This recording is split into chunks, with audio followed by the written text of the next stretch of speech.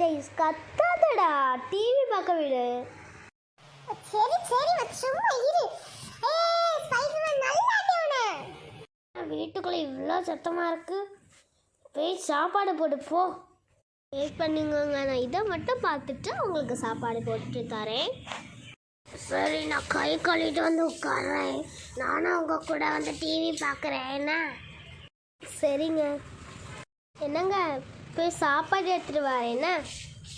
சரிம்மா. டேய் கவின், இங்கே வா ஃபாஸ்டா. நம்ம வீட்டில் உப்பு தீர்ந்துருச்சு. இதெல்லாம் கடைக்கு போக முடியாது பாத்துக்கோங்க.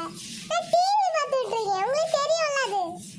சும்மா எந்திரிச்சிட்டு போய் கடைக்கு போகலான்னு சொல்லிட்டு ப்ளீஸ்டா, கடைக்கு போயிட்டு வா. நீ கேட்டதெல்லாம் வாங்கி தரேன் ப்ளீஸ்.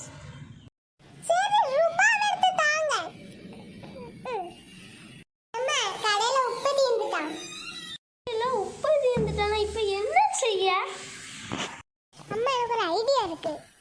நம்ம பேஸ்ல உப்பு கிராம்பு எல்லாம் இருக்கு, சமையலுக்குள்ளதெல்லாம். வேணா அதை டாடிக்கு சாப்பாடுல போட்டு கொடுத்துருவோம். அப்பாவும் அதை ருசிச்சு ருசிச்சு சாப்பிடுவாங்கல்ல. அப்போ நீங்களும் சமையலுக்கு எதுவும் போடணும்னா டாடிட்ட செலவாகாதுல. இல்லை மோன, இப்படி ஒரு நல்ல ஐடியா சொல்லியிருக்கல. நான் உனக்கு என்ன வேணும் கேளு, வாங்கி தரேன். என்ன?